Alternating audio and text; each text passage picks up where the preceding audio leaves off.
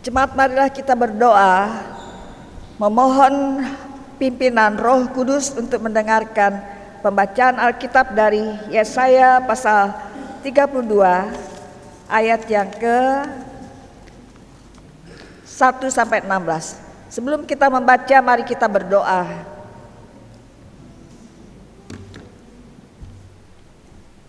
Ya Bapa Surgawi, kami datang dengan kerendahan hati, dengan menyerahkan diri kami, hati dan pikiran serta kehidupan kami, dan seraya memohon, curahkanlah Roh Kudus-Mu menerangi hati dan pikiran kami, agar firman Tuhan yang akan kami baca dari Yesaya pasal 32 ayat 1 sampai 16,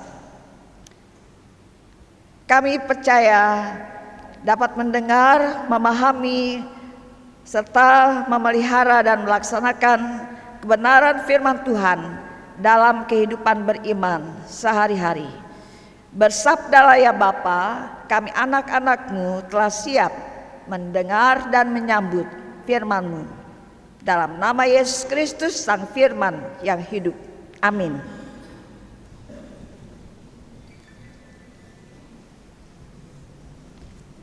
Jemaat, mari kita berdiri untuk mendengar firman Tuhan yang dibacakan dari Alkitab. Haleluya.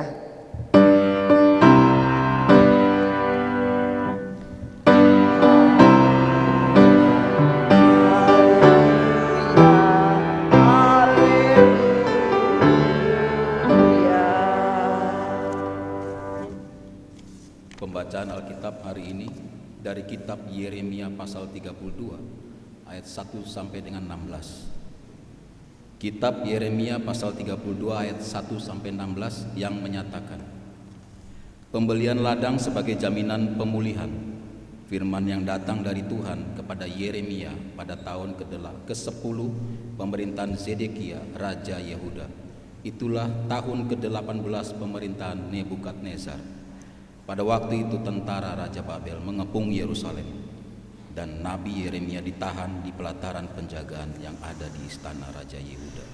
Sebab Zedekia, Raja Yehuda, telah menahan dia di sana dan berkata, mengapa engkau bernubuat? Beginilah firman Tuhan. Sesungguhnya aku menyerahkan kota ini ke dalam tangan Raja Babel, supaya ia mendudukinya.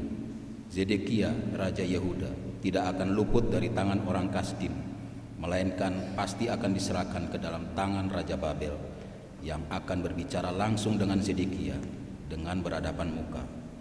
Zedekia akan dibawanya ke Babel, dan di sanalah ia akan tinggal sampai aku memperhatikannya.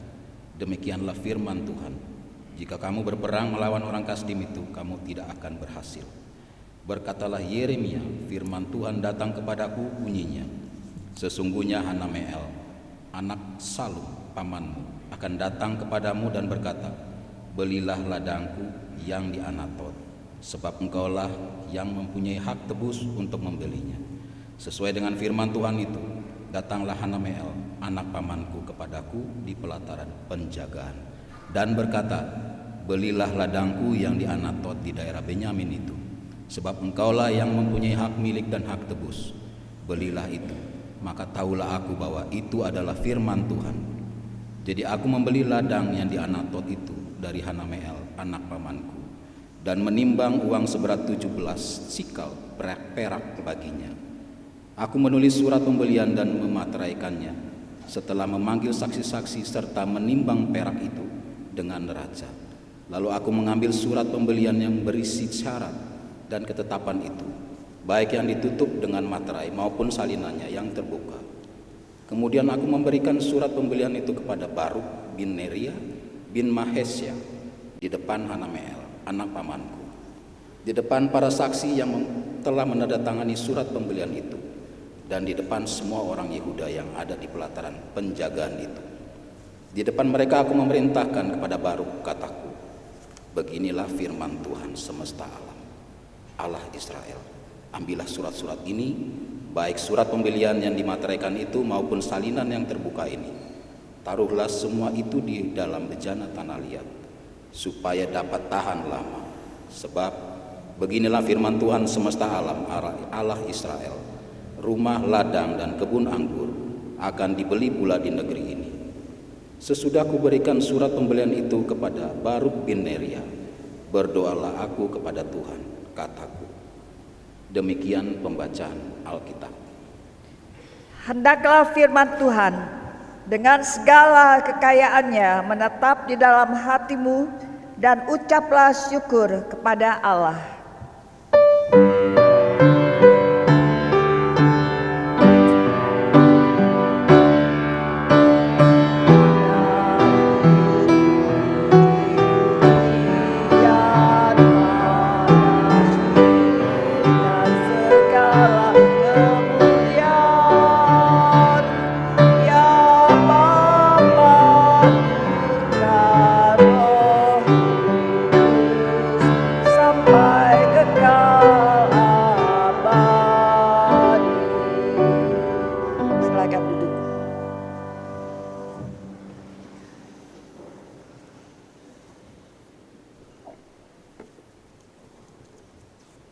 Selamat pagi, salam sejahtera bagi kita semua. Bapak, Ibu, Saudara, jemaat yang dikasihi oleh Tuhan Yesus Kristus. Saat ini kita berada di minggu kelima sesudah Epifania. Dan bacaan kita dari Yeremia 32 ayat 1 sampai 16. Dalam rangka tema minggu kelima sesudah Epifania ini, kita merenungkan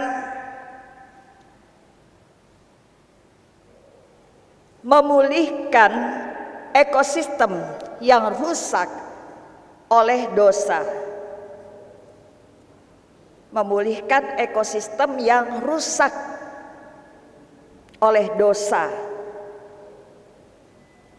Ya, karena dosa kita manusia di mana-mana tempat banyak lahan-lahan,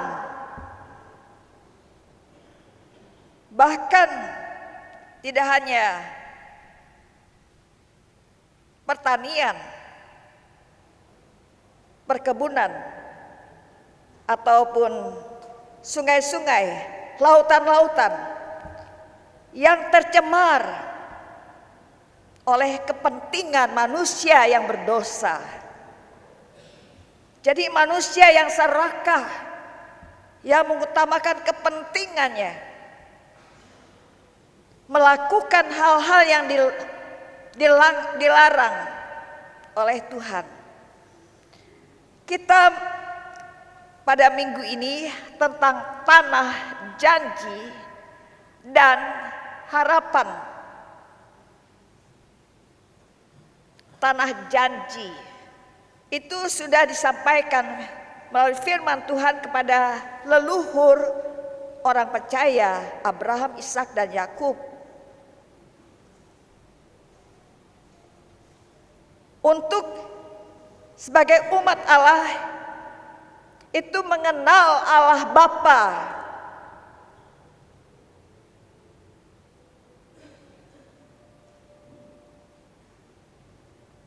dan bertanggung jawab dalam iman, agar dengan imannya melakukan hal-hal yang baik dalam rangka ketaatan, kesetiaan. Dan kita akan mempertanggungjawabkan apa yang telah kita lakukan, apakah sesuai menurut firman Tuhan atau melanggar ketentuan, ketetapan. Walaupun bersifat janji, janji Tuhan pasti digenapi. Dan kita mensyukuri perjanjian lama, perjanjian baru, Janji Allah Bapa melalui firman-Nya kepada leluhur umat percaya itu telah digenapi dalam Yesus Kristus yang menyatakan diri Allah yang Maha Kasih, berkenan menebus dosa, membaharui hidup kita, melayakkan kita kembali dekat dengan Tuhan.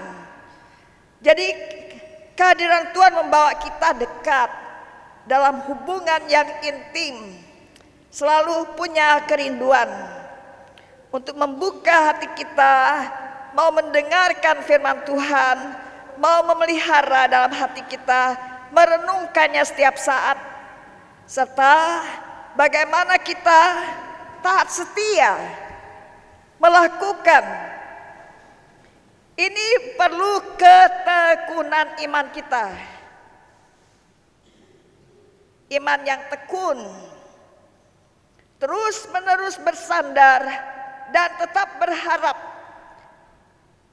apapun yang kita upayakan, kita harapkan ke depan. Kalau naik kelas dari kanak-kanak sampai perguruan tinggi, apa harapan kita sesudah berhasil, bahkan sesudah tua, sesudah dewasa menjadi tua? Bukankah tetap hidup dalam sukacita, hidup bahagia dalam kehadiran Tuhan yang tidak akan meninggalkan kita apabila kita juga rindu dan selalu datang mendekati Dia yang Maha Kasih, Maha Hadir.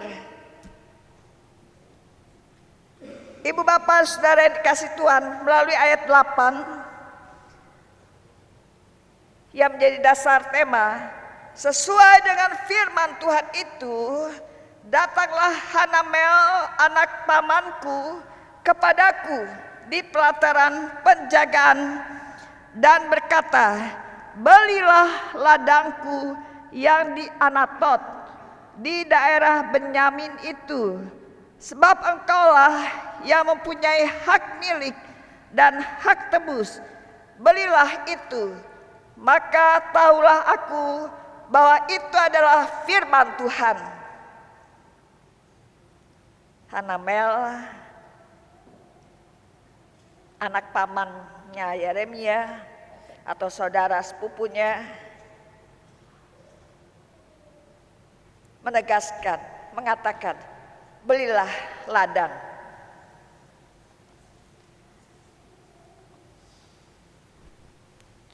Bapak, Ibu, dan saudara yang dikasih Tuhan, dalam bacaan ini bahwa kerajaan Yehuda sedang menghadapi masalah besar, yaitu pengepungan oleh pasukan Babel. Selama itu ada masalah penting terkait tanah. Nabi Yeremia menyampaikan firman Tuhan agar mereka ketika Babel menyerang, agar Yehuda menyerah, jadi tidak melawan.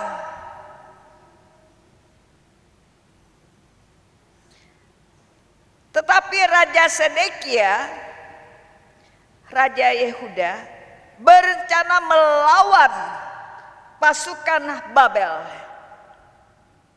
Nabi Yeremia menghimbau menyerah saja.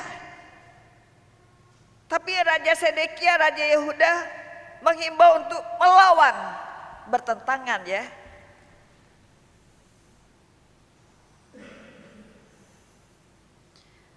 Dalam situasi pengepungan ini, tanah mereka sudah hampir berada di bawah penguasaan kerajaan Babel. Meskipun demikian, sesuai firman Tuhan, Yeremia harus menebus tanah di Anatot, tempat kelahirannya. karena penaklukan dan kekalahan sudah di ambang pintu. Nabi Yeremia melakukan tindakan iman. Ini penting digarisbawahi. Yeremia mengambil tindakan iman dengan menebus tanah itu demi kebaikan. Sekarang kita tahu Allah campur tangan dalam segala hal untuk mendatangkan kebaikan menurut Roma 8 ayat 28 itu. Tanah adalah pemberian Tuhan. Sebagaimana tanah yang kita tempati,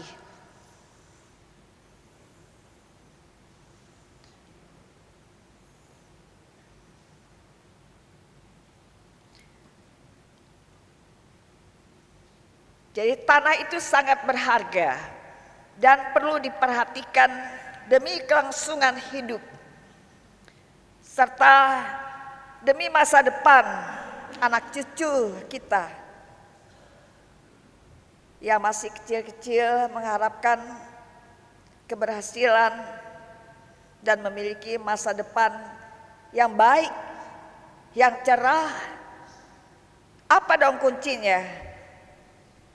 Mulai saat ini masih kecil-kecil mereka dekat, setia, mendengarkan, serta melakukan, belajar patuh, dan setia.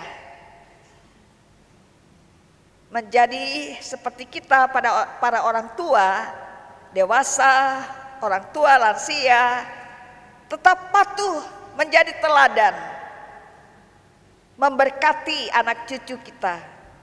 Dan ini menjadi kesaksian bagi banyak orang. Yeremia menjalankan tugasnya sebagai nabi yang diutus Tuhan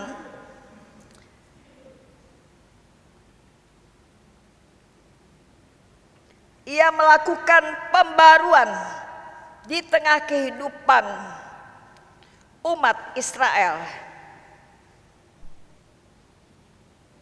Sementara raja-raja lainnya selain Raja Yosia,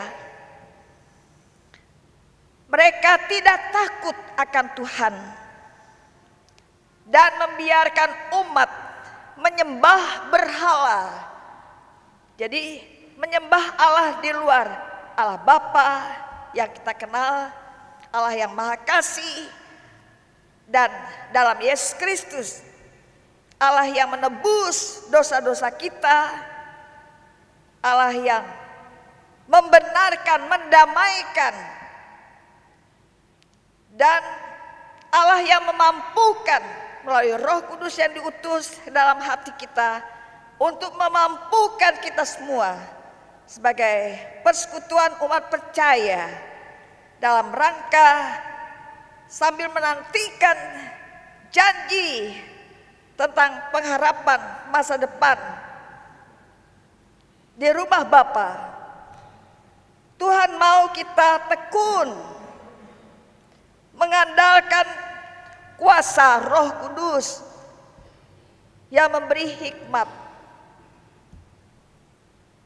agar kita dapat taat setia, mau mendengarkan dengan kerendahan hati, selalu dan selalu, terus menerus, tiada henti untuk mendekatkan diri kepada Allah Bapa kita.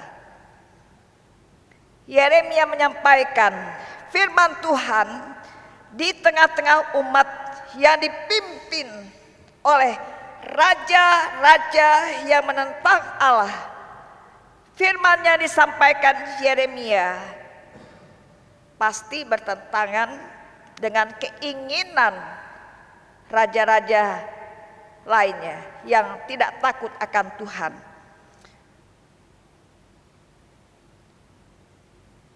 Terutama ketika kerajaan Babel di bawah pemerintahan Raja Nebukadnezar mengepung mereka, dan Nabi Yeremia menyampaikan firman Tuhan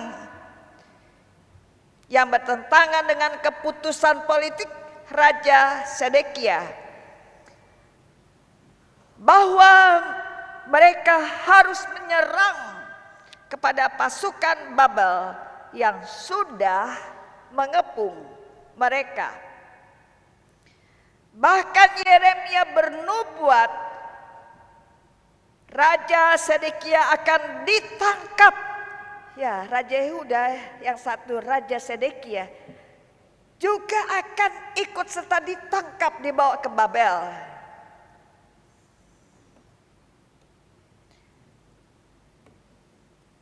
Baca Yeremia 32 ayat 3 sampai 5, bacaan kita tadi. Dan Yeremia 37 ayat 17. Namun mereka tidak percaya, masih berkeras hati kepada Nabi Yeremia yang diutus menyampaikan firman Allah, dan menganggapnya telah berpihak kepada kerajaan Babel. Bandingkan Yeremia 37 ayat yang ke-13. Saya bacakan Yeremia 37 ayat 13.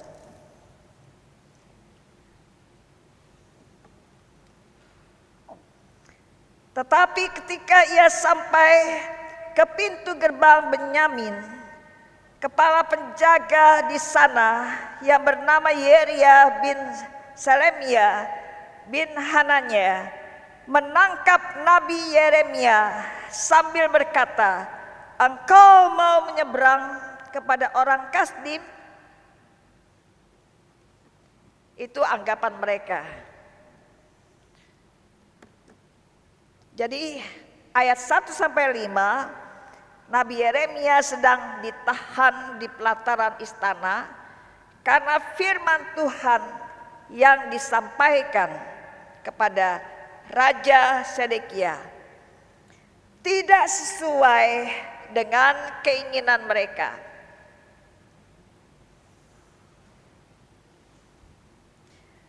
Penggabungan kerajaan Babel terhadap kerajaan Yehuda terjadi dalam waktu kurang lebih setahun, sampai penaklukan kerajaan Yehuda. Nabi Yeremia menyampaikan firman Tuhan. Beginilah firman Tuhan, "Sesungguhnya aku menyerahkan kota ini ke dalam tangan Raja Babel, supaya ia mendudukinya." Raja Sedekia dan pegawai-pegawainya serta seluruh rakyat tetap tidak mau mendengarkan firman Tuhan yang disampaikan melalui Nabi Yeremia. Bahkan sekalipun mereka sudah mendengarkan firman Tuhan bahwa Sedekia sebagai Raja Yehuda akan diserahkan sebagai tahanan Babel dan akan dibawa dan tinggal di Babel sebagai tahanan Babel, sampai Tuhan memperhatikan dan membebaskan. Ya, Tuhan itu berdaulat. Tuhan yang mengatur sampai kapan mereka ditahan di Babel. Sampai Tuhan memperhatikan dan membebaskan mereka. Kemudian ayat 6 sampai 16, di tengah ketegangan dan perbedaan yang tajam antara Nabi Yeremia yang menyampaikan firman Tuhan dan keinginan Raja Sedekia yang melawan pasukan Babel, Nabi Yeremia menerima firman ayat yang ke-7, "Demikian, sesungguhnya Hanamael anak Salum, pamanmu, akan datang kepadamu dan berkata, belilah ladangku di Anatot, sebab engkaulah yang mempunyai hak tebus untuk membelinya. Bapak Ibu Saudara kasih dalam Tuhan Yesus, bicara hak tebus terhadap tanah, mengingat ketentuan yang dituliskan dalam Imamat 25 ayat 25. Tanah yang dimiliki umat Israel menurut kaum keturunannya dan tidak boleh dialihkan kepada orang lain yang bukan kerabatnya. Jadi kalau mereka jual tanah, mereka harus jual kepada keluarga terdekat supaya tidak jatuh ke tangan orang lain. Dan mereka tetap dapat menjaga tanah leluhur mereka. Dengan iman, Nabi Yeremia menebus tanah itu seharga 17 sikal, dilengkapi surat-surat sesuai hukum yang berlaku. Dan Baruk bin Neria bin Masea, teman kepercayaannya, dan surat-surat penebusan tanah itu harus disimpan di dalam bejana tanah liat supaya dapat tahan lama.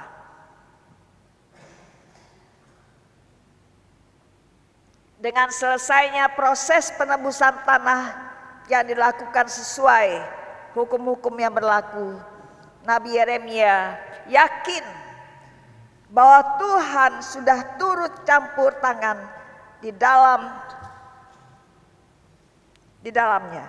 Bandingkan Roma 8 ayat 28.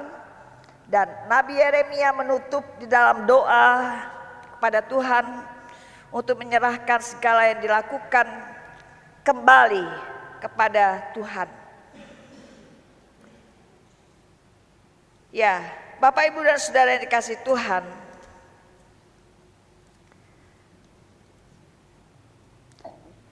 ada lagu kebangsaan, tanah airku Indonesia, negeri elok amat ku cinta. Tentu semua mengenal lagu tanah airku Indonesia, negeri elok amat ku cinta. Tanah tumpah darahku yang mulia, yang ku puja sepanjang masa, dan seterusnya. Itu lagu kebangsaan yang menyentuh hidup kita sebagai warga masyarakat Indonesia, dimanapun kita tinggal atau memiliki tanah tempat tinggal. Kita dipanggil untuk bertanggung jawab, merawat, memeliharanya. Jadi dengan lagu tadi kita bersyukur memiliki tanah air yang elok dan yang diperjuangkan dengan darah. Tanah air yang kita banggakan dari satu ke generasi berikutnya.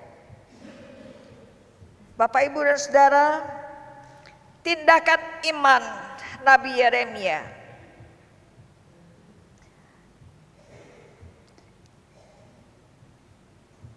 dan dia merasa perlu supaya tidak jatuh, menebus tanah tadi supaya tidak jatuh kepada orang lain. Tindakan penebusan tanah ini menuruti perintah firman Tuhan untuk menjaga dan melindungi tanah mereka demi masa depan yang sudah Tuhan rancangkan. Rancanganmu bukanlah rancanganku. Jadi rancangan Tuhan itu rancangan damai sejahtera, bukan rancangan kecelakaan. Damai sejahtera yang penuh harapan. Kita tinggal, kita membangun rumah, kita membangun lingkungan, mungkin melalui tanaman di halaman atau pekarangan rumah kita, atau kebun. Dan kita mengharapkan ada hasil yang dapat dinikmati karena percaya Tuhan berkenan untuk kita menanam, merawat, dan menikmati hasilnya.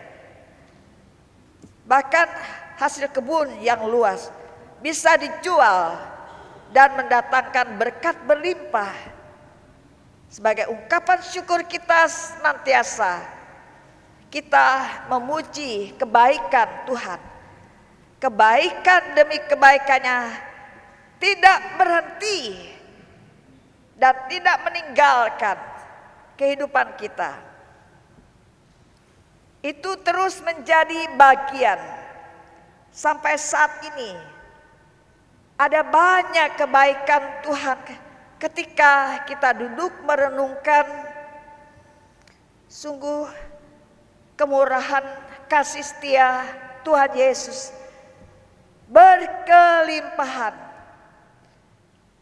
bagi kita semua, orang tua, anak cucu, generasi penerus.